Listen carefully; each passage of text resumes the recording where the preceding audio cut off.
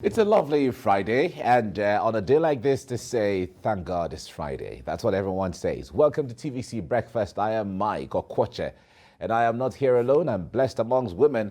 I have Kemi Foladeyemo here, my colleague, as well as Veronica Danikboy. Good morning and great morning. Good morning. Yeah, Good this morning I'm blessed amongst women. I agree. Today is unusual. And you have enough sugar to go around. Oh yeah, enough sugar to go around and enough to collect too. That's really nice. Right now, the point is there seems to be some level of stability in the electricity supply right now. I don't know what it is like. Why are Nigerians not comfortable with that? This matter.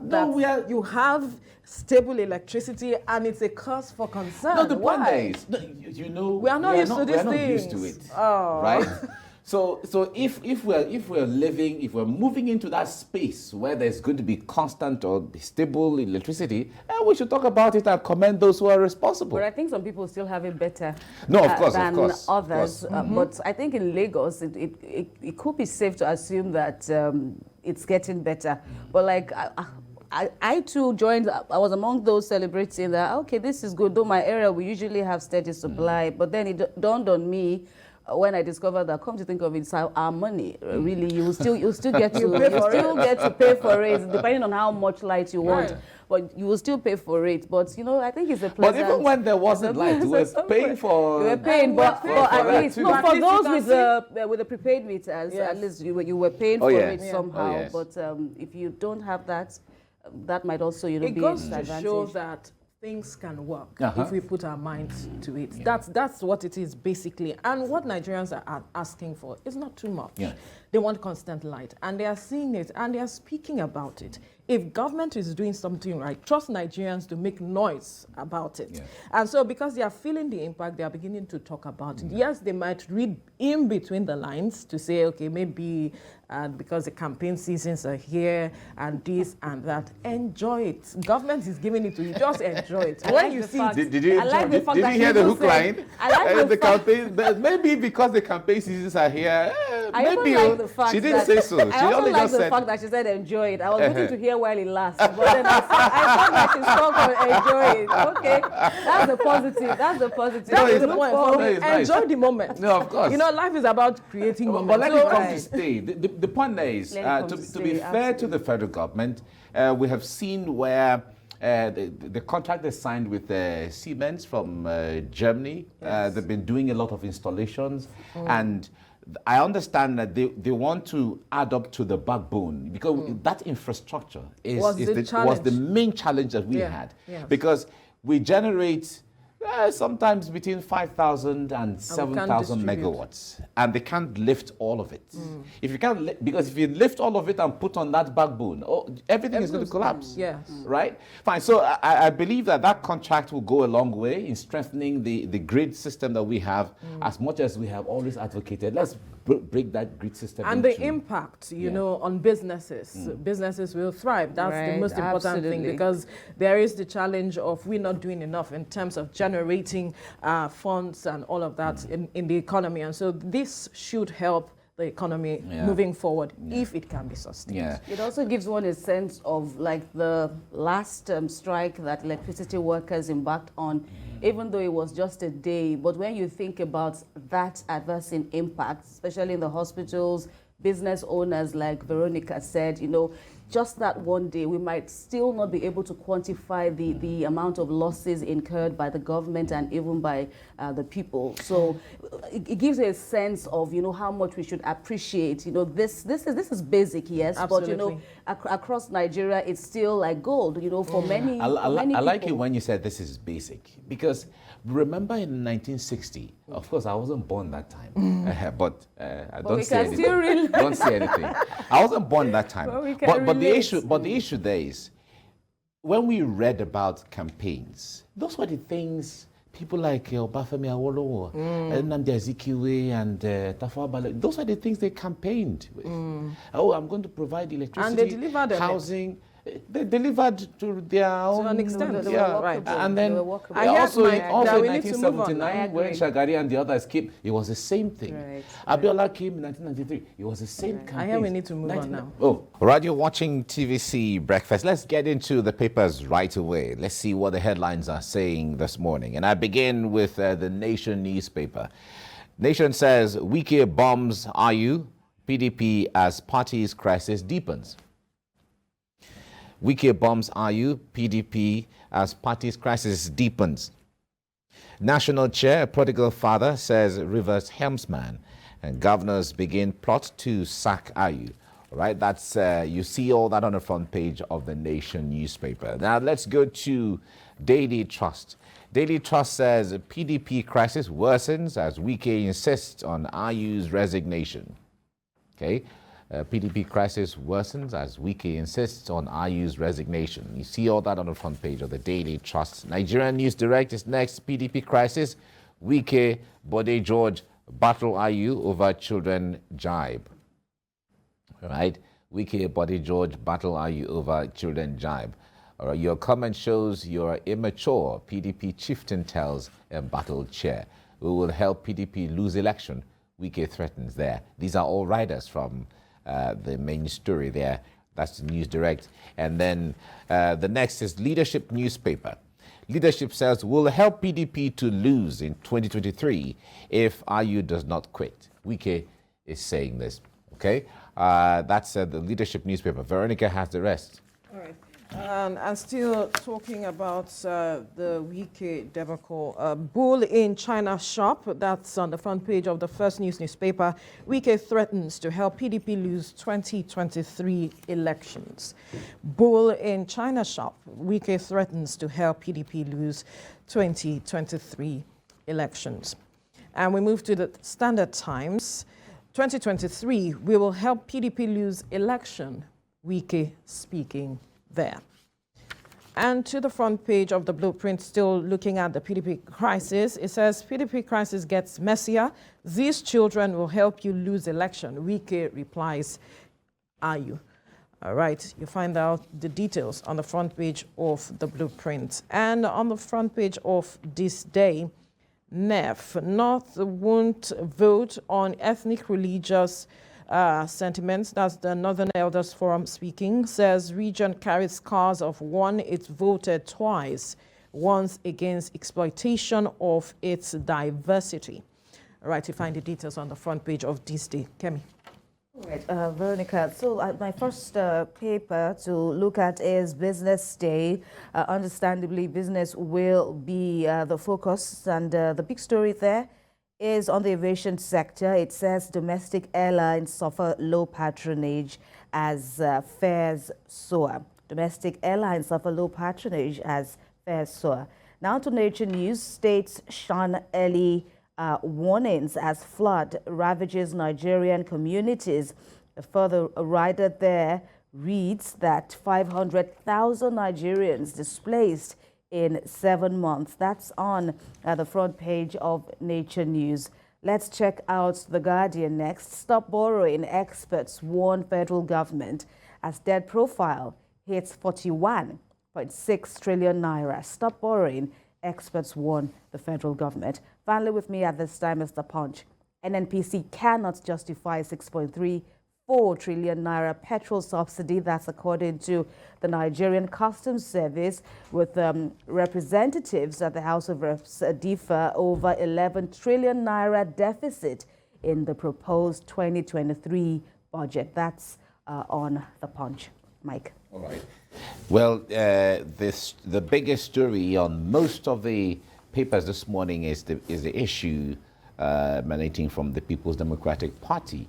Now, we have talked about this thing several times regarding the burdens that the presidential candidate has to carry or has to bear, the cross he has to carry at this point.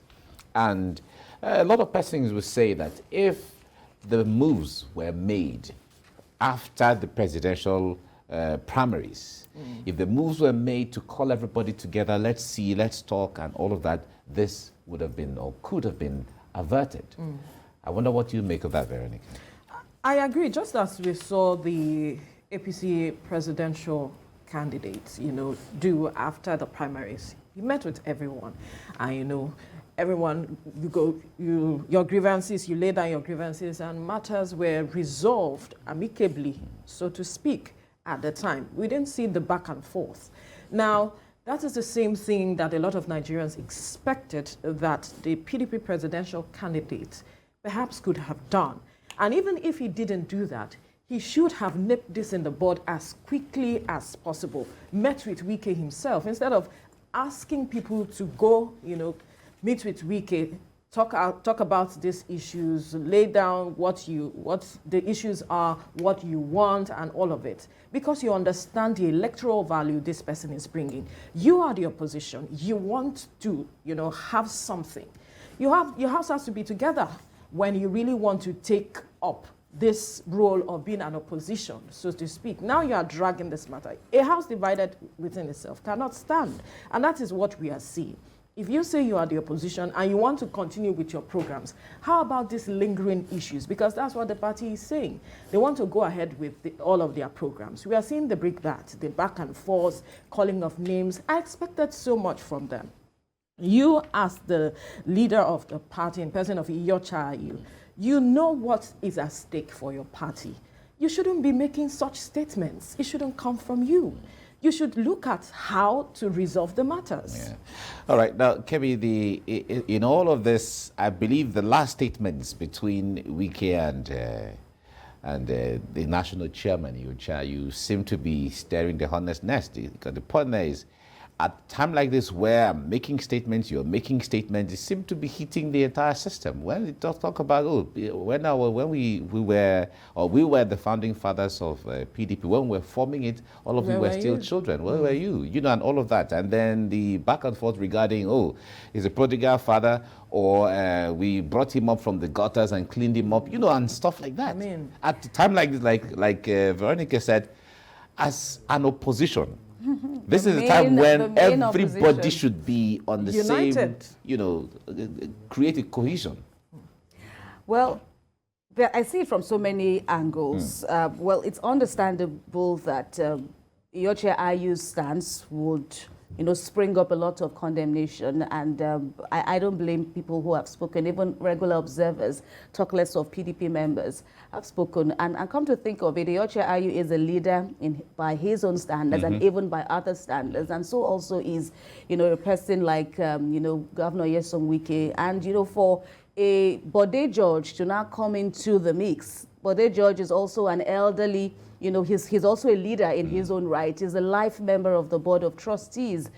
So you can see that, that combination also is very instructive for me. And Bode George didn't leave Port Harcourt without some strong words in the controversy. He even went on to say, because he was the special guest of honor at the River State program yesterday, to commission some internal roads, and we could see the vibes coming from him. Not only the vibes, but even the outbursts, and even in his in his main speech, saying, and he was even categorical, it's our demand now that as long as we still have one PDP, not a northern PDP or a southern PDP, our demand now is that we don't want a northern national chairman, so he must leave. So how they would now find a way to resolve that remains to be seen. And like Veronica said, it shouldn't have come to this. Yes, we will naturally have reservations. We can't all agree.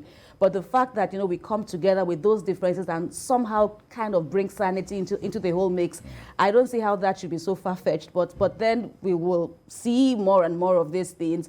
Eventually, I would want to believe that eventually they might find a way to agree. Yeah. But with the headline saying now categorically that Governor Wike is saying he would ensure that PDP loses. We'll help them lose the election. That speaks volumes. Of course it does. The grounds for Wike is the fact that Iorchia Ayu reneged on an initial agreement. You had said that if a northerner emerged as the presidential candidate, that he will step aside. But now it has happened. All right, step aside to correct the irregularities. He's saying he does not want to step aside. And for Wike, he's saying that it's because of the 14 billion naira in the coffers of the PDP that he wants to manage. what is that about? Why are we bringing all of these matters? It shouldn't even be out in the public space. It is something that you should family resolve affair, right, within the family, the PDP family. But now persons of this reputation speaking like this, it goes to question the kinds of people we place in certain spaces. That's the truth. I mean, you would expect that people who are less, perhaps younger and all of that will have this back and forth. The status not of this, the status of this person. personality. It speaks volume, right, of the kinds of persons we bring to the fore. Unfortunately, that is what is happening now. But I do hope that they can resolve all of this. Yeah, the national chairman, Iorchia Ayu, has said that he was elected for a period of 4 years. So he's saying his own mandate is different his from mandate that is of the different, flag bearer. and he is not leaving office. That's what he has said. And as it is right now, Governor Wike is saying, well, people want to lose election. Well, all right, we'll help you lose election and all of that. But ultimately, like they say, 1 hour in politics can change anything. Absolutely. I have always talked about the issue of Atiku Abubakar. He has to sit with Wike and then they resolve this issue. The buck stops as They can meet today. He's stable as it speaks. They can meet today and resolve this issue Now. today. They know what to do. And despite the gaps they've been firing, yeah, it think doesn't of that, matter. They could will just sit say, down here and resolve this issue right now. It's just that as they're doing all of this back and forth, they're losing ground. Nigerians are watching. All right. You're watching TVC Breakfast. Now, some Lagos residents and motorcycle operators are appealing to the state government to reconsider or at least extend the deadline for ban on commercial motorcycle operations. This comes as the government enforced in 4 more local governments and 6 local council development areas. We have senior correspondent Adedoja Salama Adeni visited Alakbere in Aboiketu local council development area to assess the level of compliance. We have this report. Alakbere is one of the major hubs for commercial motorcycle operators in Lagos State. But on this day of Okada enforcement in the additional 4 local government areas and 6 local council development areas, the streets are empty of the riders. As some of the Okada riders are seen hanging around helplessly, the tricycle operators are busy with passengers. Business with everything, we all the park, all the run, no good park safe. It is all they go like say. Everything is all right. Everything, yes. So we are seeing some, yes.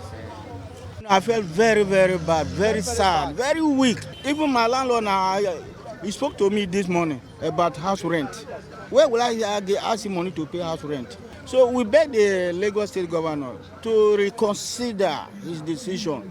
Maybe give us more time so that we go adjust. I have to check for my house to go and buy food. So I don't think it is a very, very good reason for them to ban Okada because it's very, very stressful. This latest ban is coming exactly 3 months after Governor Babajide Sanwo-Olu ordered a total restriction on Okada in 6 local government areas comprising Etiosa, Surulere, Ikeja, Lagos Island, Lagos Mainland and Apapa in June this year. This brings to a total of 25 councils of the 57 local councils in which Okada activities have been banned. The lingering security challenges bedeviling the country at large is a major reason why Okada is banned in Lagos. Adedoja Salama Adeniyi, TVC News, Lagos. All right, joining us via Zoom is Lagos State Commissioner for Transportation, Dr. Frederick Oladeyinde. It's nice to have you join us, Honorable Commissioner. Morning, thank you. Great. Now, a lot of persons have been asking questions. This is not the first time that Lagos is coming up, mulling the idea of banning Okada in Nigeria, or sorry, in Lagos State. What makes this different at this time? Okay, just allow me to make a few statements and then I'll try and answer your question. So first of all, Lagos State is about 3,577 kilometers square. That makes it about 0.4% of the whole of Nigeria. It houses over 10% of the Nigerian population. And a lot of people are still coming into Lagos. By 2100, Lagos State will be about 100 million people. And why are people coming to Lagos? People are coming to Lagos because the laws are a bit relaxed, and people will continue to come in and put stress on our infrastructure. Also remember that Okada is not part of our master plan. And why is that? Okada strive in areas where you have rural people coming to the urban area. The whole of Lagos State is urban, and that's why Okada cannot survive in Lagos State. So it's important that I put that down. Now, secondly, okay, we are where we are. We have over 50,000 Okadas in Lagos. The security report we're getting is very alarming, and it's important that we protect lives and properties in Lagos State. Now, if we do not put this ban in place, people will continue to come in. They banned Okada in Zamfara. You can be rest assured that those people are coming to Lagos. They banned them in other areas. They are all coming to Lagos. There must be a push factor that restrain people from coming to Lagos. Lagos is not a dumping ground for Okada. Lagos is not a dumping ground or a place where we can feed the whole of West Africa. We have people from Chad, we have people from Sudan, we have people from Niger, etc., coming to Lagos to ride Okada. So we must protect our people. Also remember that we had a stakeholder on the 18th of August 2022, and the whole of Lagos were adamant that we ban Okada because their lives, are no longer secure. So we have spoken to the people, we have listened to the people, and this is what the people want. As long as people continue to come into Lagos, the transport infrastructure will never be enough. There will be gaps, and people will continue to say that, okay, government should provide this before we ban Okada. There will never be a good time to actually ban Okada, and so the time is now. The security report is alarming, and we have to act now to protect our people and to protect Lagos State. All right, as much as you want to protect the people of Lagos State, there's also the aspect of the state of roads in certain areas that are not motorable. And that has also come to question, how do we bridge the gap? How do we ensure that these persons are not cut off from the plans Lagos State has? So that's a good question. So I said that Lagos State is swamped with a lot of people, a lot of cars coming in, and that's why our infrastructure is overstretched. So when you look at what is going on in Lagos, we have over 100 projects going on. PwC are fixing roads, but as we fix roads, there are more people, there are more cars. And so, where do you stop? So Lagos has to put a brake somewhere so that the infrastructure that we build will be adequate for the people that we need to be in Lagos. So we are fixing the roads, but it seems like we're not fixing those roads because there's so many people. You go to our borders, the lorries are full of people coming into Lagos. Lagos seems to be the safe haven for a lot of people. So we must put a stop there and continue to develop our infrastructure. We're developing our rail, we're developing our water infrastructure. We're putting more buses on the road. We're developing an integrated multimodal transport system. We're integrating them in such a way that it becomes seamless and it becomes attractive for people to use. But when you have more people coming in all the time, it will never be enough. And so we will continue to talk about the bad roads. We'll continue to talk about the bad infrastructure because we're overwhelmed and we have to put a brake. So there must be a push factor just to make sure that Lagos sends a message that it is not a dumping ground for people who are unemployed across the West Africa. But you raised a crucial point. One thing I can assure you is that we are fixing those roads. PwC are there day and night.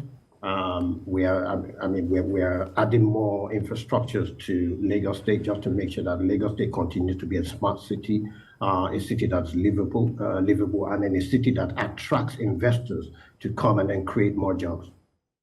Dr. Oladende, you raised a crucial point earlier about the sheer number of commercial motorcycles in Lagos, and the fact that, Lagos continues to remain, a major attraction for many Nigerians who live elsewhere. So we have a daily influx of Nigerians and even foreigners who come into the country, into the country's commercial capital. But then, how are we tracking these people? So we have, so many people who depend on this this business as their means of livelihood. But now that they've been cut off, so to speak, what is the state doing with them?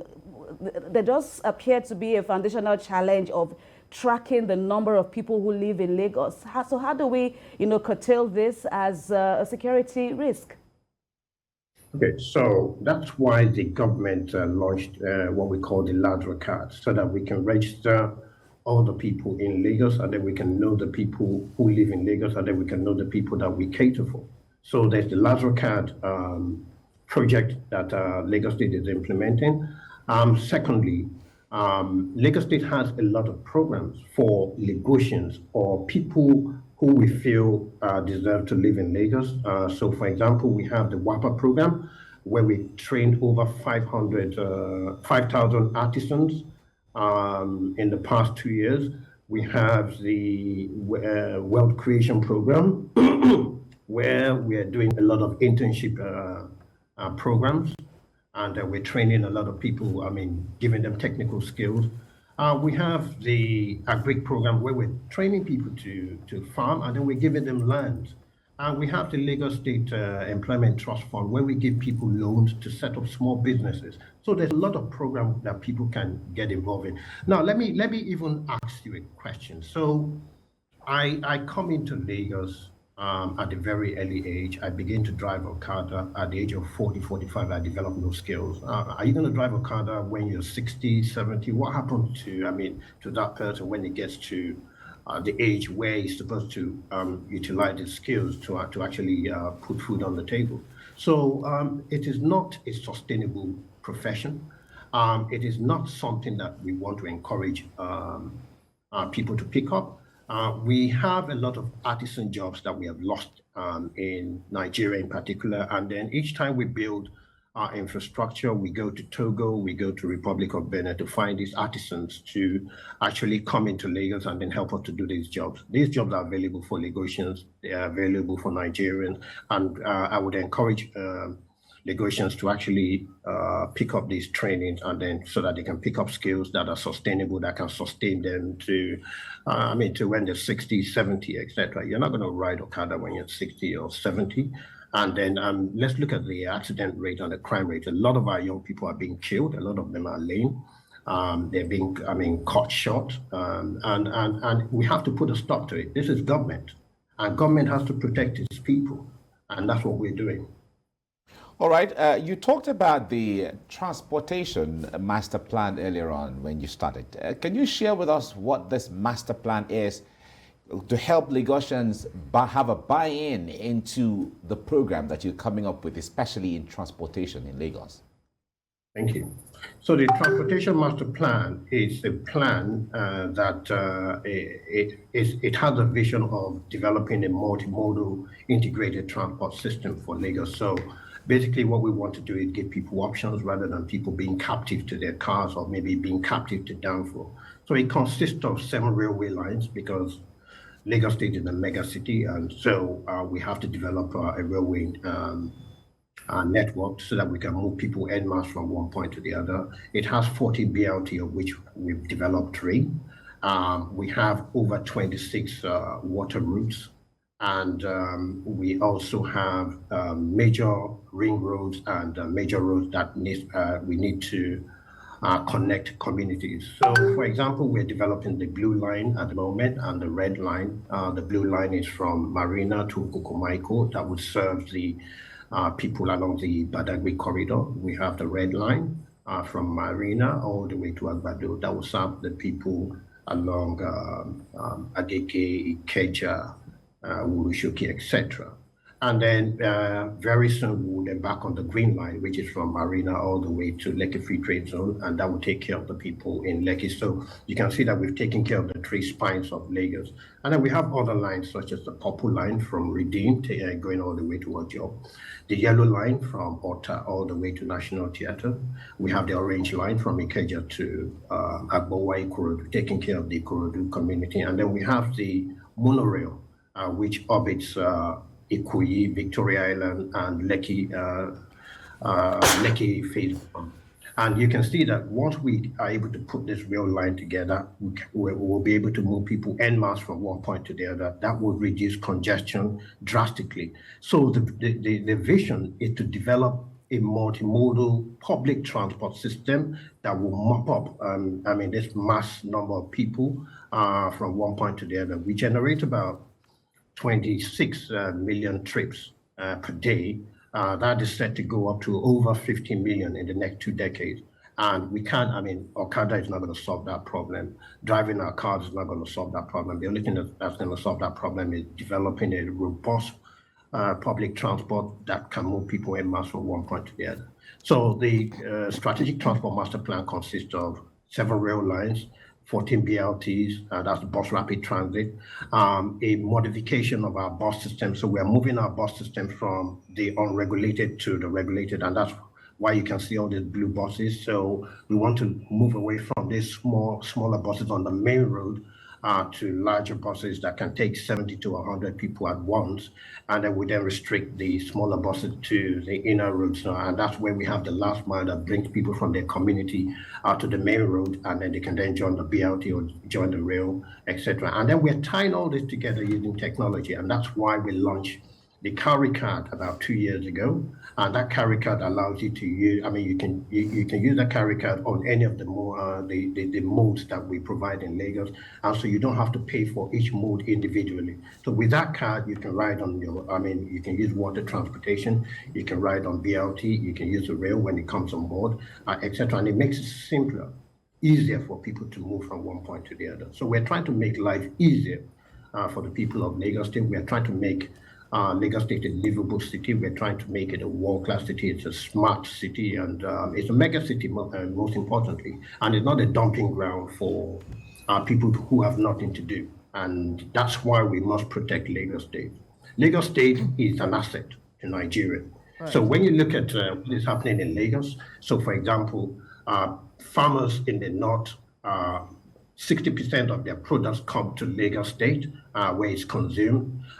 Everybody that manufactures something around Nigeria, the product ends up in Lagos. So Lagos is an asset, a national asset that has to be protected, and that's what we're doing. Right. Now, as much as Lagos is a national asset that has to be protected, quickly talk to us about data. Do we have data on how much impact the Okada has had on, when we talk about insecurity within Lagos State? Do we have data on that? And the enforcement, do we have data on how far it has reduced crime rate and all of it? If you could share that with us for Lagosians who are watching to really understand why government wants to make Lagos State comfortable for them. So when you look at the first 6 local government where we banned Okada, that was on the 1st of June. So between the 1st of June and the 1st of August 2022, we had a significant reduction in accident rate. The accident rate actually went down by 64%, and then crime rate actually went down by 86%. So these are data that we got from the police force, from the Commissioner for Police, and then from our hospitals, as well as LASMA and FRSD, all the people that are involved in the enforcement program. So we've accumulated this data, and there was a significant drop. Petty crime rate, that is in congestion, dropped drastically. And so the government, we set up a stakeholder meeting. We talked about the impact. We showed them the data, and the whole of Lagos then said that, look, we need to ban Okada in the whole of Lagos. But the government is very careful in banning Okada straight away across the whole of Lagos. We're taking them in phases so that we can provide adequately for these areas. So we started with the first 6. We provided first and last mile buses. We increased the BLT fleet. We increased the basic transport mode fleet. We have the lag ride, which I think there are about 500 lag rides. That's another option for negotiations. And with this lag ride, people can actually share this ride. So you can have 3 people ride in a cab, and it becomes very cheap. It's almost the same price as taking BLT or taking your bus, your normal bus service.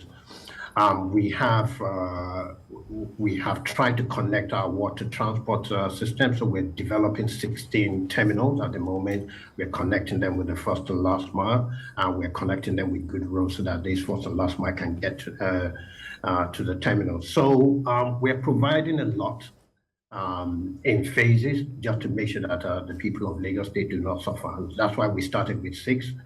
We moved on to another 4, and then once we are able to provide for them adequately, we'll then move to another 5, and then eventually we'll then have a total ban in Lagos State. So, Dr. Oladende, you've spoken about the master plan, where Lagos is now, where the state is headed.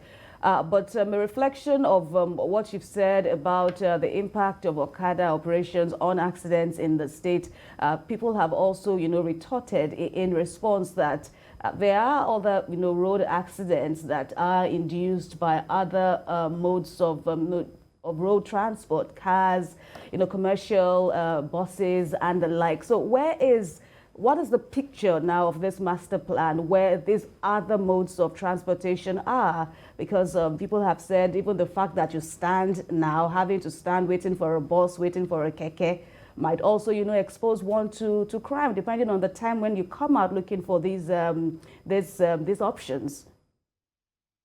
So Lagos has embarked on what we call the Smart City Initiative, where we're laying over 3,000 kilometers of fiber optic. We are connecting all our networks with what you call smart cameras. So we have 2,000 cameras, which we are about to locate in every key point of Lagos, so that we can begin to monitor what is happening in our cities, etc.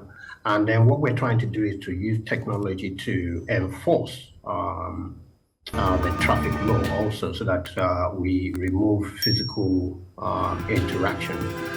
Secondly, when you look at the program that the Ministry of Transportation has embarked on, so there's a lot of road marking going on, there's a lot of curb construction, there's a lot of roundabouts that are being removed, etc., just to make our network better, to increase the capacity. So there's a lot of program, and we're working with the FRSC, etc., in implementing some of our road safety program. But when you look at the accident that happens with other modes of transport, Okada is the most dangerous because you're not protected, you're not in the car, you're exposed, and in most cases, you're more likely to die having an Okada accident than having a road accident. And it's important that we deal with that. So we have our road safety program in place, just to make Lagos safer, and that's why public transport is very important in Lagos.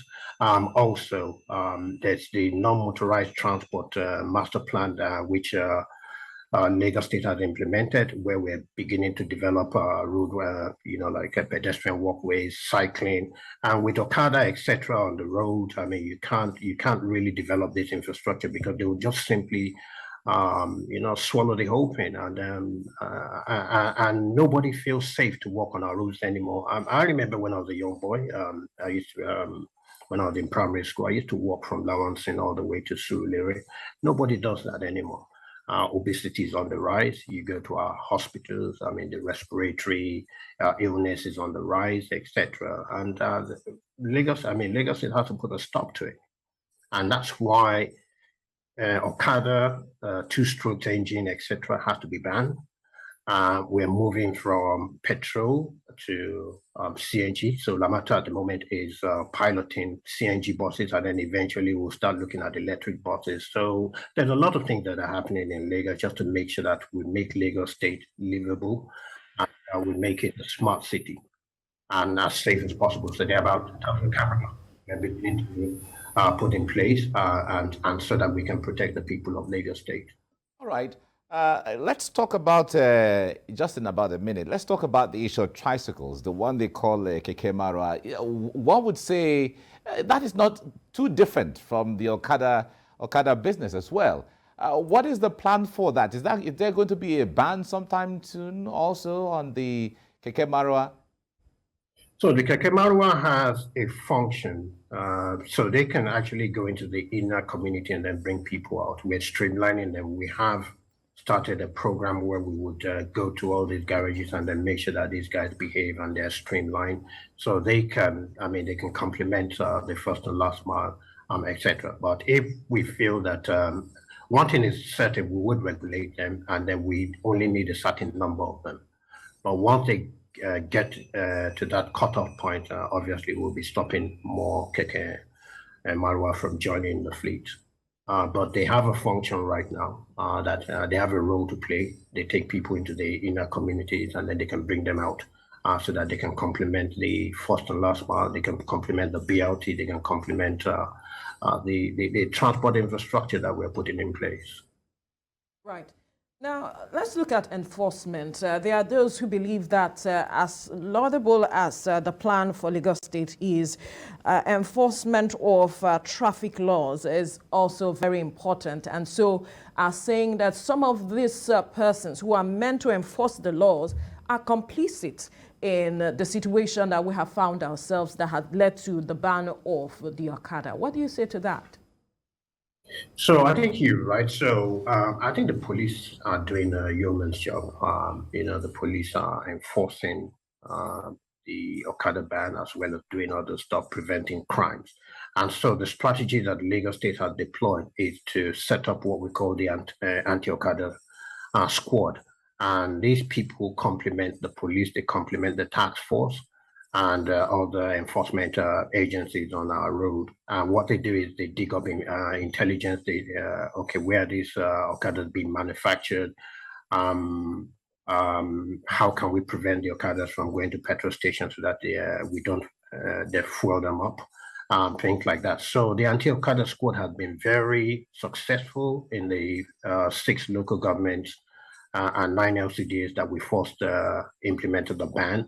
And we're extending that to the other 4 local government and 6 LCDs also. So we'll continue to employ more anti-Okada personnel. And that's also a form of employment for our people in Lagos State. Tell us what day one of this fresh ban was like. Of course, residents have been told that not only will the riders, be, found to be prosecuted if they are found to flout the law, so also will the passenger also be prosecuted. So what was day one like on Thursday? So the first day, the compliance was very high. It's usually, when you have a ban of such, magnitude, the first day, second day is always good. And then when they see that there's no security, etc., then people begin to come up. So yesterday was actually very good. Today also we're on the watch out. We have our task force, we have the police. We're training most of the anti-Okada squad that would now fill those areas are about to graduate from their training school, because we do train these people. We don't just employ people and then just put them on the road. They have to behave and conduct themselves in a proper manner. So we're watching. It's very good at the moment, and we'll continue to watch that. All right. The master plan you mentioned earlier carries a lot of weight on the issue of rail transport. Share with us, how soon will this the blue and the red line, when they are going to come upstream for people to start benefiting or using them, as the case may be? So you'll have noticed that every quarter or monthly sometimes the governor goes and inspects the blue line and the red line just to make sure that we're on schedule. So we plan to finish the infrastructure of the blue line by the end of this year, and then we'll start passenger operation by the first quarter of 2023. Likewise, the red line. So we're on target to ensure that negotiations will see passenger operations in the first quarter of 2023, and that still stands. Right. Now, let's look at the aspect of the ban, talking about insecurity. There are those who think that perhaps the government could have fished out those who were carrying out criminal activities instead of having a total ban on the Okada. Look, whichever way you look at it, we cannot continue to have the influx of people of that magnitude. I mean, the police will be overwhelmed. First of all, put that push factor there, and then let's deal with what is left in Lagos State. So I think we've done what is appropriate. We can't continue to fish millions of people. I mean, how many police personnel do we have in Nigeria, talk less of in Lagos? So it makes sense to put that push factor. Let's make it difficult for crime to be perpetrated in Lagos by putting that ban in place, and then we then deal with the other crimes that are in Lagos. So it's the most reasonable thing for a government to do. And so just simply allowing them in and then trying to fish all of them out, that's a lot of work. And it's a waste of, I mean, there are a lot of things that police do in Lagos to protect us, to make Lagos a stable city. And it just makes sense for us to put that push factor so that we prevent a crime happening in Lagos rather than let it happen and then begin to find the people and then, I mean, trying to fish them out. So I think what the government is doing is, I mean, it's not out of place at all. Dr. Oladende, we had, also in the news, while tracking days before the takeoff of the fresh ban, a group of protesters who stormed Lagos House. They claimed to be members of the Okada Association from a particular axis. Also giving some sense that maybe there wasn't enough engagement. How is the state government dealing with that? You've also spoken about options that, these people can also explore in the state beyond the Okada business that has now been truncated. So how do people, interested residents, access those opportunities? So, I mean, we have phone numbers. I mean, when people go to those ministries, they will be attended to. So it's not for special kind of people. You talked about the protest about 3 days ago. We sat down with the leaders and we made it clear to them that there's no going back on Okada. And so we asked them to submit the list of their members, let them know those who are riding Okada legitimately, and then let's begin to provide for them. And we are, we are asking other Lagosians who are affected by this ban to call in, to go to the Ministry of, to go to WAPA, to go to Wealth Creation, or any of these MDAs that we have listed, submit their name, and then we'll see how we can slot them into a program. So it's a program that is open to all Lagosians, people that live in Lagos, and so let's just let them just go to the appropriate ministries, and then they'll be dealt with. All right. There was a time Lagos State government moved to start work on the 4th mainland bridge, and a lot of Lagosians were quite excited at getting that information that time. What is the update about that now? Has Lagos State jettisoned the idea of a 4th mainland bridge? Ever. The 4th mainland bridge is as strong as ever. We have finished the appraisal. We are now talking to interested investors. We're just finalizing the details, and the 4th mainland bridge will go ahead. I can assure you that. Now, there are those who say that they are not commercial riders, and have this Okadas for their personal use. Where do they come in the mix of all of this plan? So there's a rule, there's a law that says that you can't ride a bike that is less than 200 cc. And then secondly, for those kind of bikes, there's a license that you get. It's called the rider's card or Class A license, depending on where you go. And so we issue those permits, and as long as you're not carrying passengers, etc., I don't think that should be a problem. So there is a license for those who have private bikes, bikes that are not used for Okada, etc. And once you get the required permits and license, I think you should be fine. All right, but for specifics, I think you just touched it lightly earlier. I asked a question about the future of commercial buses. There does remain some concerns about security. You alluded to the creation of cameras here and there across the state, but eventually moving forward, what's the plan for commercial buses? So there's a reform going on in Lagos. It's called the bus reform. And what we're doing is we're asking commercial drivers to form a cooperative, and so that we can then franchise routes to them. So Lamata is responsible for that program. We have over 30 routes that we franchise, so we're doing it gradually. Eventually, we'll begin to reform the yellow buses, and then we'll then bring in more blue buses, but they'll be in the form of a cooperative, and then they will be able to be regulated by Lamata, and then so that we can get more information, more data, and then the people that ride our commercial buses can be safer. They'll be safer because most of these buses are coming with cameras. Most of these buses are, with the carry card and the validators.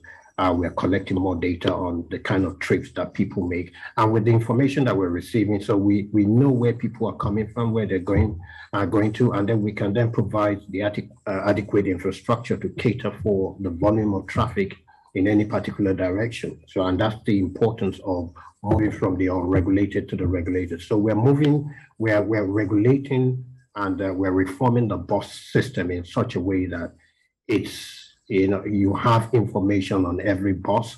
When the buses are coming. The operator who is operating this particular bus.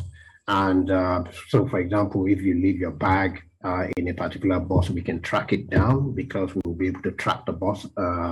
And that's where the smart city initiative comes in, the cameras, etc., and then the intelligent transport system that we're deploying, just to make sure that our bus system is much more effective and efficient.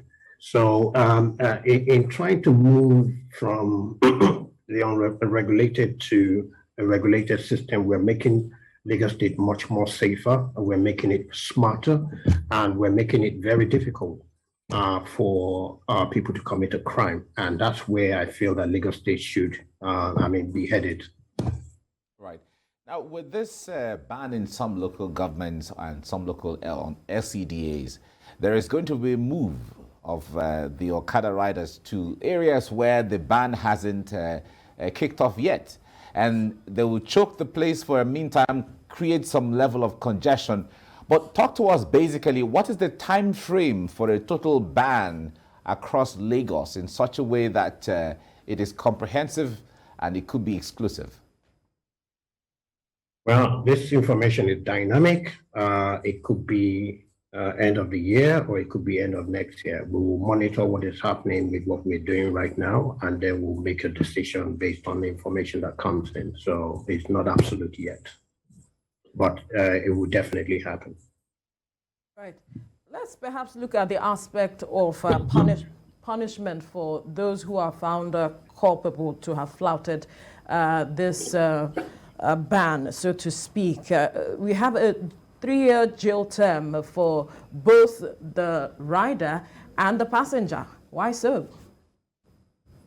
Well, so when you look at what Okada, what they do to people, so a lot of Okada take one way. They break the traffic law, so they break our traffic lights, like they jump traffic lights, And so they make it difficult for other people to drive, and they make it easy for you, I mean, who have no intention of killing anybody, I mean, to just have an accident with Okadas. And then once you have an accident with one of them, all of them will then come on you. And then, I mean, God help you if you can leave that place alive. So we must make that punishment, very punitive, so that we prevent such accidents from occurring. We must protect the people who are driving, who are going on there, going by innocently, and then all of a sudden, because an Okada person does not obey the law, rams into them, and then they now become the victim. So there must be punitive measures to protect our people. People who encourage Okadas to take one way should be punished. Okadas who are taking one way are putting other people's life in danger. So other people can lose their life as a result of their action. So I don't think 3 years is stringent at all. I think it's even lenient if you leave it to me. But we must protect our people. We must make Lagos a safe place to live, and we must make Lagos State enjoyable. Right now, it's a bit of a nightmare, especially where you have Okada, because you're scared to hit them. You don't know who's coming at you. You don't know what they're carrying. And then once you hit them, the whole mob comes, and then you become a victim. So I think it's the right thing. The law is not too stringent. It's there to deter people and to deter passengers from encouraging riders to even take one way. That's even more important. You find situations where the passenger themselves are the ones that instigate the rider to take one way. Why would you want to do that? And so we must bring law and order back into Lagos, and that's important. So I wouldn't worry too much about the 3-year jail sentence. It's there to deter you. If you don't want to go to jail for 3 years, then don't do it. Right, and that's important. Dr. Oladede, let's also, look at the sustainability of this master plan, of this enforcement by the Lagos State government and its partners. Because come to think of it, except if I'm wrong, the law wasn't recently enacted. It's been in place for a number of years. During the COVID time, we also saw a semblance of the law being enforced, and then things returned to the way it was now. But with your talk, your insistence on and clamor for maintaining law and order in the state, some have also wondered whether the government has the political will now to see this through. I think we do, and you can see that in the amount of the investment that we're putting into ensuring that we sustain this ban. So I said to you initially that we have inaugurated what we call the anti-Okada squad. It's not. It's a very expensive project, and the most important thing is that the crime rate, the accident rate is costing Lagos State more than ever, and it has to stop. When you go to our hospitals are full of people with broken limbs or, Okada-related illness. And so people with genuine illness are finding it hard to even go into our hospitals because the whole place is filled up. And so if you can prevent something, why don't you do that? It's cheaper to actually prevent than to start dealing with the situation when it comes. And that's what Lagos State is doing. And that's why the ban on Okada now, it's actually a political will. There's an election around the corner. People are saying, does the government have the political will? Yes, it does. So the election doesn't matter. It's the lives of people, the lives and property that matters to government, because that's the responsibility of the government, to make sure that people are safe, to make sure that their properties are safe, and to make sure that people can sleep with both their eyes closed. And that's what government does, and that's what we're simply doing. So we're we will see this through. There's no letting off, and we will continue to ensure that the people of Lagos State enjoy the democracy, I mean, the power that they've given us to actually govern them through this administration. All right. We have to leave you here now. Dr. Frederick Oladeyinde, the Lagos State Commissioner for Transportation. Thank you so much for talking to us right now. We hope that as time goes on, of course, we'll have a forum like this to share with Lagosians what you're doing and all the feedbacks as well. Thank you. Thank you very much. Thanks for having me. You're watching TVC Breakfast. Now, many Nigerians are expressing their concern over the country's rising debt profile as the federal government revealed its plan to fund the 2023 budget through additional loans. Earlier in the week, Minister of Finance and National Planning, Zainab Ahmed, told members of the House of Representatives Committee on Finance that the federal government will borrow over 11 trillion naira and sell national assets to finance the budget deficit in 2023. The minister also said that the 19.76 trillion naira has been proposed by the federal government as budgetary expenditures for the 2023 fiscal year, and the budget may hit a fiscal deficit of between 11.3 trillion and 12.41 trillion naira, depending on the removal timeline of the subsidy regime. This is the crux of our next discussion. Joining us now to discuss the implication of this on the Nigerian economy and much more is the CEO, Center for Promotion of Private Enterprise, and an economist, and the immediate past Director General of the Lagos Chamber of Commerce and Industry, Dr. Muda Yusuf.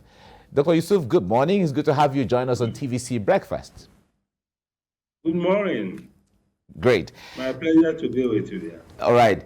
Now, talk to us basically the debt profile or the debt crisis, as some people will put it, that Nigeria has been facing seem to be getting worse. And one would expect that knowing where we stand or where we stood, the government would have come up with strategies to avert all of this and retract the trend. But it seems we're getting deeper and deeper, and even the plan and projection for next year, it seems the loan is the only way to go. Yes, it's a very worrisome situation. The outlook is not looking good at all. And these things have far-reaching implications. Of course, the government also is faced with a number of challenges, some of which, if we had the political will, we could deal with. Some of which may be perhaps beyond the control of the government. As we speak, as at March, I think the public debt was about 41 trillion.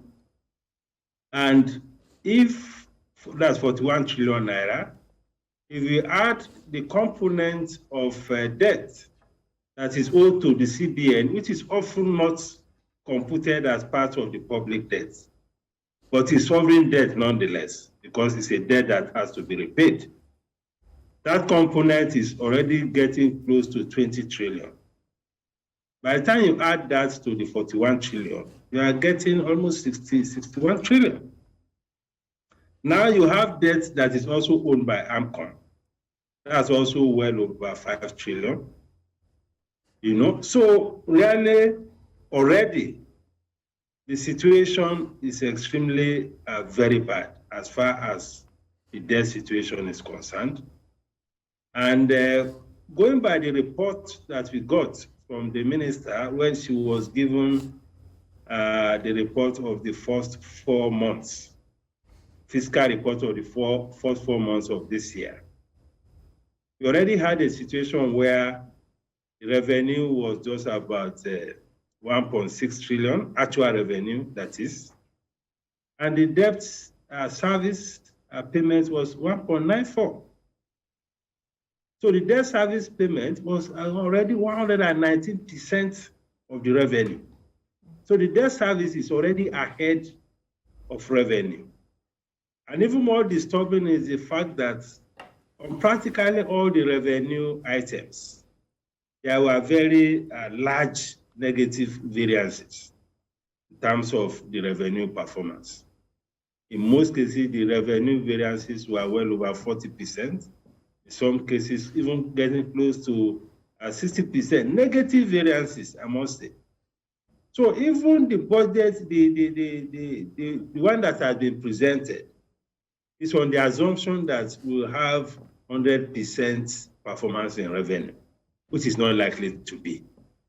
So if you have a shortfall, if the revenue performance is, for instance, maybe around 70% or 60%, the deficit will be far more than this. The deficit will be far more than, in fact, we may be talking about 15 to 17 trillion deficit. So it's a very serious situation. And when the MTF was presented as a medium-term expenditure framework, there were two scenarios that were presented by the finance minister. There was the first scenario, which is the scenario that the subsidy will have to exist for the whole year, that's January to December 2023. And under that scenario, the deficit will be 12.4 trillion.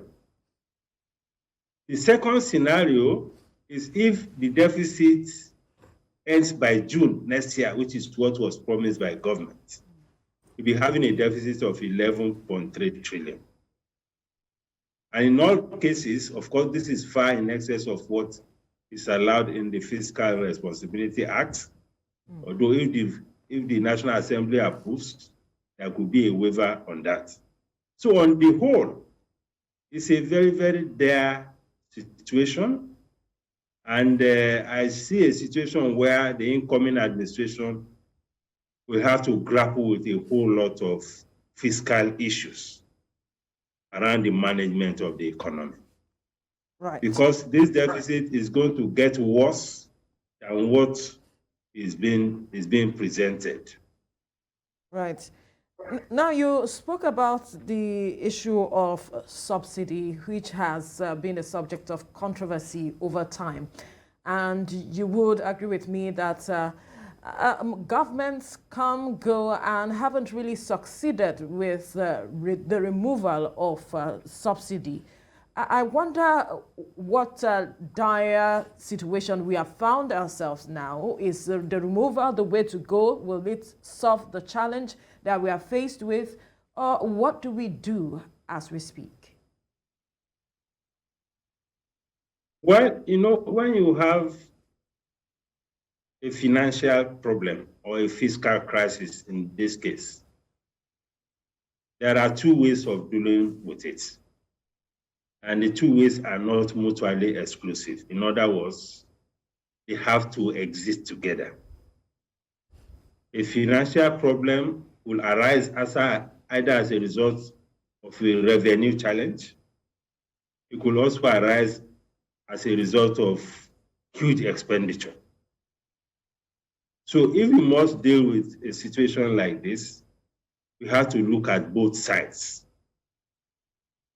Look at what we can do about revenue, which the government is already trying to do. A lot of engagement with the revenue generating agencies, looking at the problem of oil theft and all of that. Then we also need to look at the expenditure side, which the government is not doing much about. Because from all indications, the government is looking as if it is helpless about cutting revenue.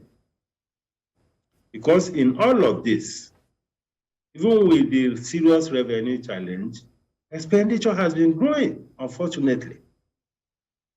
There is no deliberate, we haven't seen any serious effort to cut down on expenditure.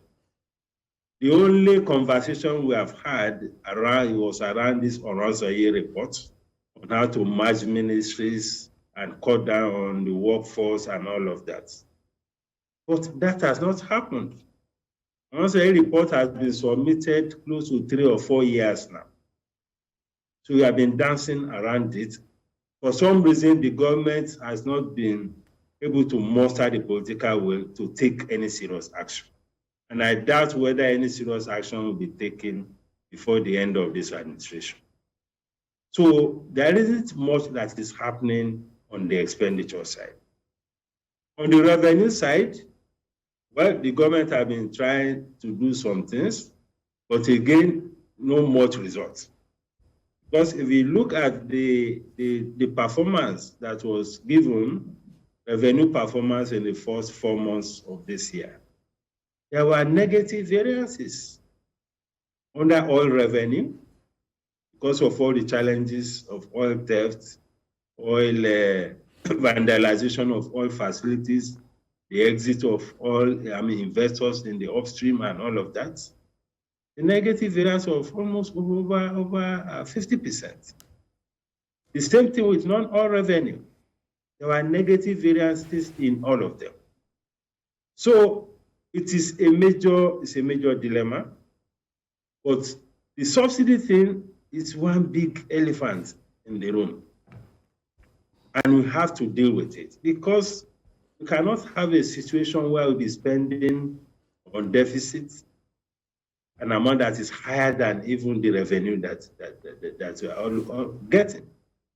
Because if we continue this way, if you take the first scenario where the subsidy will not be removed for the whole year, we are talking about spending about 6.7 trillion on fuel subsidy.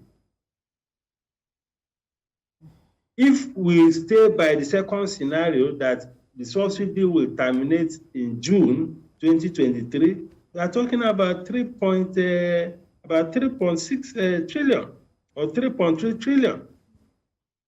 So either way, it is still a very heavy burden. So we can't run away from dealing with this issue of subsidy. I agree the shock of removing subsidy will be extremely too hard on the citizens at this time. But we can have a model of gradual exit from it. Because we need to be realistic, and we need to be very pragmatic, and we need to do things that are sustainable, so that we don't have a situation where the entire system will crash on everybody. So what timeline? So there's no running away from it. What timeline? Then there are other issues around the expenditure, around revenue leakages, around even reforming the budget itself. That also needs to happen, because even in all of this, there are also all sorts of issues around revenue leakages. Around leakages in government. Look at what is happening with the Accountant General of the Federation. Look at the humongous amount that is involved. Even though it's still an allegation, but if the man is now talking about plea bargain, that's an indication that actually this thing happened. And you can have that also in many of the other agencies of government. So we need to tackle all those things. We've been speaking in the last couple of minutes with an economist and a former Director General of the Lagos Chamber of Commerce and Industry, Dr. Muda Yusuf. It's good to have you still with us. You were talking earlier about the sustainability of the fuel subsidy regime. And I wanted to ask then what you think, what your preferred timeline would be on ending the fuel subsidy regime, because just as you've said that, maintaining it also comes with costs, taking it away also comes with costs as well. Well, there has to be an urgent engagement with all the critical stakeholders, and there has to be a phased removal of it. We cannot remove it in one fell swoop. And what is playing out now is, I think, the administration wants to push all these issues up until maybe May 29 and hand over all these challenges to the next administration. But I'm not sure we can even get to that point with this heavy burden of having to finance the deficit. So there has to be an engagement, and we see how we can gradually exit from it. If between now and the end of next year, at least we're able to get maybe 50% of it out, that will help the financial situation, because what is happening now, and the minister also hinted about that we may not even have any provision for capital expenditure at all in any of the MDAs, apart from the expenditure that is funded by all these World Bank and multilateral agencies. In terms of provision, if you go hog with this subsidy, there will be no expenditure for capital projects. That means there will be no investment in infrastructure, whether it is social or economic, roads, hospitals, and all, in terms of capital expenditure. And we cannot run an economy that way. So we can't run away from it. Then we need to deal with all these issues of oil theft, because that is also a revenue, part of the major leakages of revenue. I mean, how do we have a situation where, according to the NMDC chief executive, we are losing almost $2 billion on a monthly basis? That again is not sustainable. I mean, how can it happen that we have a country with all the security agencies, with a whole command of the Navy in the Niger Delta area, with all the paraphernalia of people who are supposed to monitor all of these things, with all the bureaucracy, and yet people are able to make away with that much of our crude oil loaded in vessels. They're not loading it in small boats. They are loading it in super tankers. So that is a major failure also of governance. So the government needs to step up in terms of the surveillance in the oil and in the oil producing area to put an end to that. If we're able to do that, that will help. All right. Then we have the issue of our refineries. Because this subsidy is becoming such a big issue because our refineries are not working, because we are not refining products domestically. And refining petroleum products is not rocket science. So people begin to wonder, what is the big deal about getting refineries to work? What is the big deal about attracting private investors to set up refinery?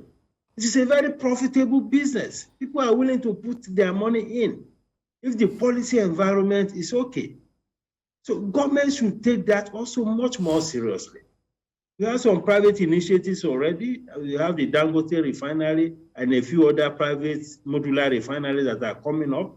And then we have this initiative of the government itself to rehabilitate its own refineries. Let us accelerate that. If you're able to do that, be able to deal much more easily with all these subsidy problems if you are refining domestically.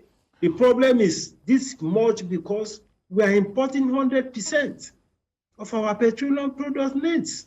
All right, Dr. Yusuf. PMS, diesel, aviation fuel, and so on. Yeah, Dr. Yusuf, let me ask you this. I was going to take you to the Dangote refinery, but since you've mentioned it, let me stand on that. Now, what scenario could be created, or what scenarios can we have? Because a lot of assumptions are out there that the Dangote refinery coming upstream will end all of these issues of subsidy payment and all of that. Create a scenario for us from your understanding what that is going to be like if that is the way to go. Well, that is not the only way to go. Of course, government also has its own refinery. We have 4 of them. And from what we are told, contracts have been awarded. And we expect that by mid-next year, these refineries will be up and running. But having said that, the fact that you have the private refineries is not a guarantee that the subsidy will disappear completely. Certainly not. The only difference it will make is that first, we can have an engagement with the Dangote himself, the owners of the refineries. Because we produce the crude here, we can give concessionary terms in terms of crude sales to that refinery and get back concessionary refined petroleum products. Because Dangote refinery is not a government refinery. Dangote refinery is a private company. Dangote refinery is in the free trade zone. So taking product there is also like importing from other countries. But the advantage it presents, first, is the advantage of transportation cost, or what you call the freight cost. Because it's in our territory, you don't have to incur very huge transportation costs bringing products from Belgium and from all these other countries to Nigeria. So there's a savings on that. Secondly, because it's also on our soil, we can have an engagement and sell crude at a concessionary rate so that we can get concessionary products at concessionary prices from Dangote refinery. Otherwise, because the refinery is in a free trade zone, it can decide, the company can decide to just be exporting all its products. So that's the whole concept of being in a free trade zone. But if you want to buy the products, and we don't want the product to be sold to us at an international price, you should be ready to give crude at a price that is also not international price of crude. That is the model that can work and that can be sustainable. Because Dangote has its shareholders, it has its own financial obligations, it has its own, there are also debts financing, there are equity financing in that project. All of these stakeholders have invested because they see it as a business. So that is what can happen. So that may not completely remove the subsidy, but it will reduce it at least significantly if we are able to, adopt this kind of arrangements. That is what can happen. Right. Now, there are those still talking about refineries who say that perhaps the government can look at converting those illegal refineries to modular refineries. And with regards to oil theft, there are also talks about government, naming those who are involved in this to really address the matter of oil theft. Illegal refineries, the whole concept of illegal refineries is not the same thing as modular refineries. They are different things completely. A proper modular refinery, for you to set it up, you'll be talking of a couple of millions of dollars. Maybe $1 million, maybe $2 million, maybe $3 or even $10 million. So it's not as simple as maybe setting up a rice mill or a cassava machine. Certainly not. That is one. Those illegal refineries are operating with stolen crude. So their cost of crude is zero. That cannot be a business model. That cannot be an alternative.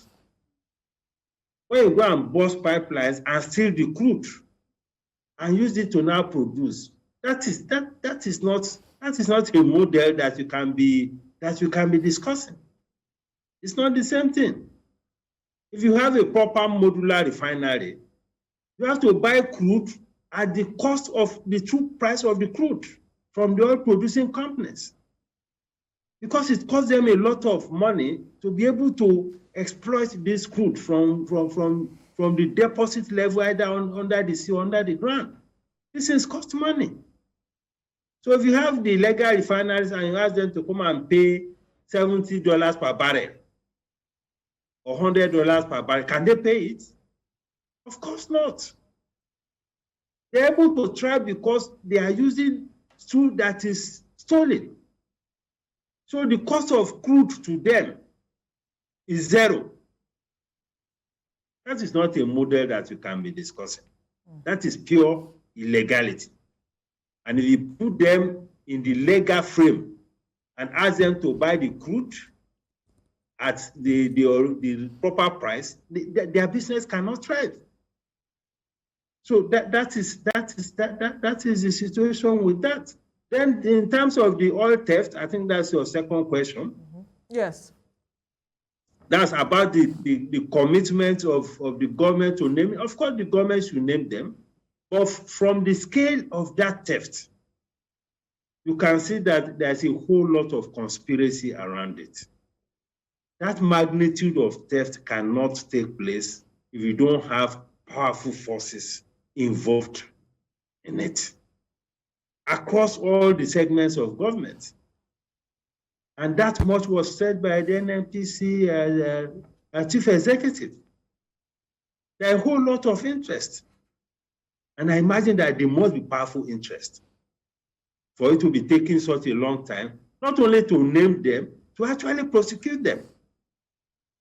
So we also need the political will. If there are barriers on that, the government should have the political will to remove those barriers. You cannot have a situation where a whole tanker, a whole vessel will be moving crude.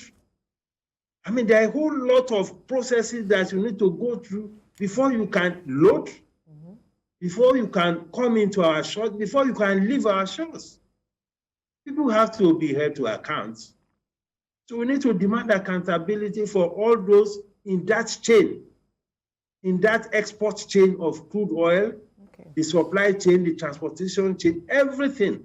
There has to be some rigorous interrogation. All right, Dr. And if you are Yusuf, really committed to it, I'm sure it's something that can be done.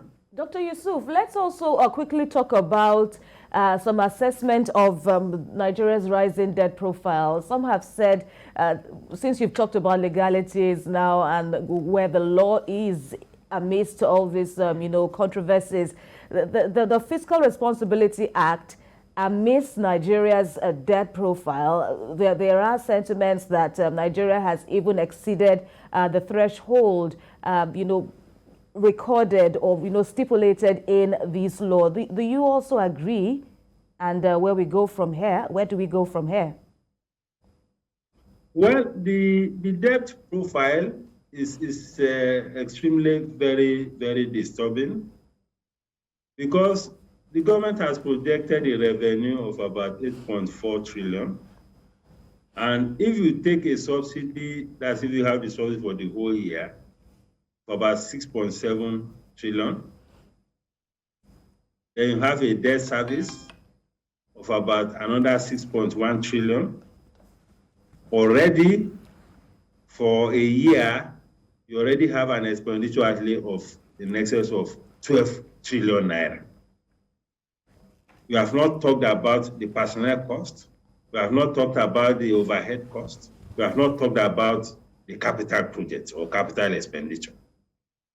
So you can see how bad the situation is. And the revenue projection is 8.4. So even before you even begin to do begin to embark on critical expenditures of government, the revenue has been exhausted at the level of subsidy and debt service. That is a major issue. So the debt itself, from what I've said, of course, it's not sustainable, and should be looking at how to also even manage it more sustainably. If you need to begin to engage with our creditors about it, we should begin to do so, because at least we recently had the announcement from China that they want to write off some debts for some African countries. Nigeria is unfortunately not on the list. There can be an engagement around the fact that, okay, can we reconsider this debt? Can we get some debt restructuring or debt forgiveness or whatever? That is a conversation that we can begin to have. Then we need to also look at the portfolio of the debt. We need to tone down, because this deficit still has to be financed from borrowing. And if you must borrow, we have to worry about the cost at which you are borrowing. That is also important. All right. As much as possible, we should reduce our exposure to commercial debt. I'm talking of international foreign debt now. We should be focusing more on multilateral and concessionary debts, because the commercial debts are very expensive, and they account for almost 40% of our foreign debts. Yeah, Dr. Yusuf. In the talk about debt cancellation or debt forgiveness, does Nigeria qualify for a debt forgiveness at this time? Recall that in the early 2000s, much of our debts were forgiven and cancelled. It didn't take long before we accumulated and even went beyond the threshold and even went far beyond where we were in the early 2000s. As it is right now, does Nigeria qualify for a debt forgiveness or cancellation? We qualify if you can make our case. I mean, look at the macroeconomic challenges. If you have a situation where your debt service is already exceeding your revenue, I mean, it's a good basis to argue that, well, these debts are becoming too much, I can't cope with it. You know, I mean, we qualify if you can make a case, why not? Because if you find yourself in a financial crisis, whatever concession you can get, whatever window of concession you can get, you should try to get it so that you get some relief. So there's nothing wrong in trying to negotiate some of these debts, either in terms of forgiveness or in terms of restructuring or whatever. It's something that you can have engagement about. But for commercial component of the debt, it's not easy to get any concession because that is purely commercial debt. You have floated a bond, people are subscribed to it, you can't go back and be telling stories. That cannot fly. The only area in which you can have some engagement or concession is on these bilateral debts or multilateral debts.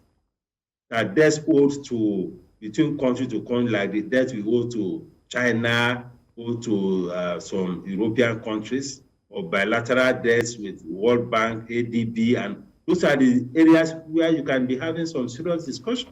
But in terms of commercial debt, there's very little you can do. Then there's also the domestic component of the debt. That's again, there's very little because, I mean, you have floated a federal government bond, people are subscribed, you can't go back and be negotiating that. So, to say whether we can qualify, of course we can make a case. Why not?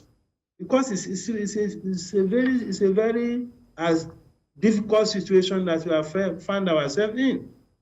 But of course, there's also a whole lot that we should do internally, just as I said, to look to cut on expenditure, because even if you are speaking to anybody about debt cancellation and they are hearing that your accountant general is being alleged to have done away with almost 100 billion or something, how will they take us seriously? You are hearing about stories about our oil theft. How will they take us seriously? So there are things that we need to fix internally. And in all of this, there are also implications for the economy. There are implications for investors.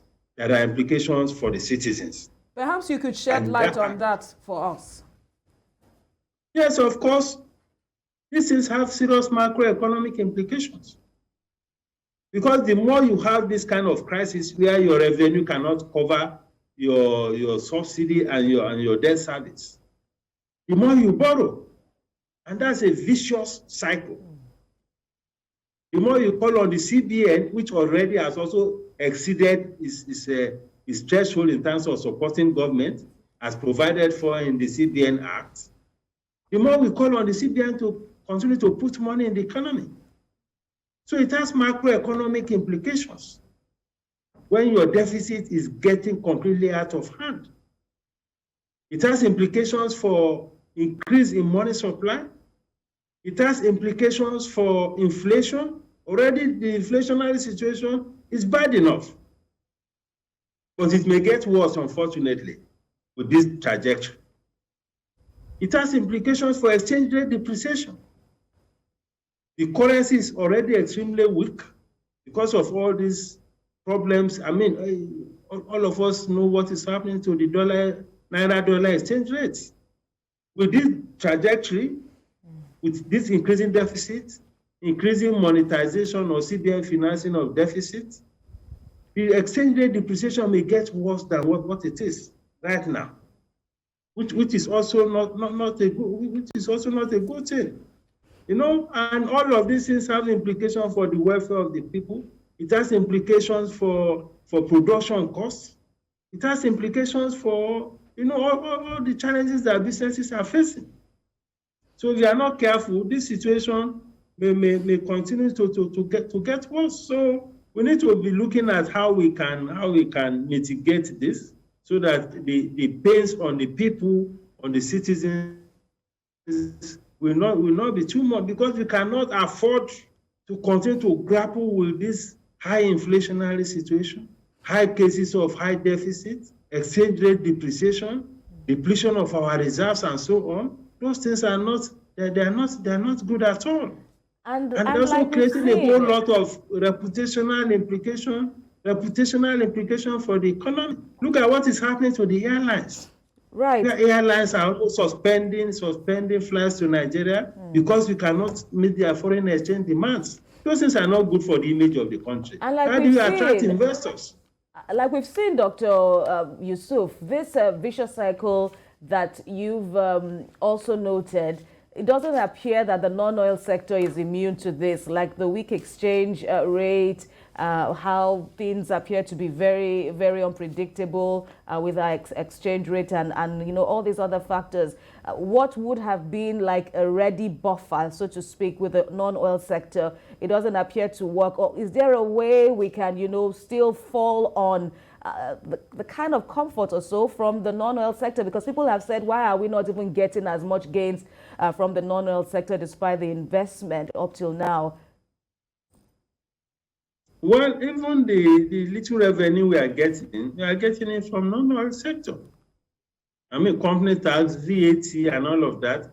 The report that the minister presented covering January to April, the non-oil sector performance was 84%. The oil sector performance was 49% of target. The customs revenue was just 25% of target as at April. So the non-oil sector, I mean, the government is extracting as much as it can. And with this trajectory, I see the government agencies harassing even more investors, a lot more, which is also not a good outlook for businesses, because everybody is now shouting about revenue mobilization. Even government agencies that are not supposed to be chasing revenue have abandoned their core functions and they are now chasing revenue. Many of them are now harassing businesses up and down, particular businesses that are already in the tax net. All right. That is also not good for our investment environment. Yeah, we have to leave it here now. Dr. Mudashiru Yusuf, the CEO Center for Promotion of Private Enterprise. We thank you so much for the enlightenment and your insight into all of these issues. Thank you. Thank you very much. My Thank you, pleasure. Dr. Thank you.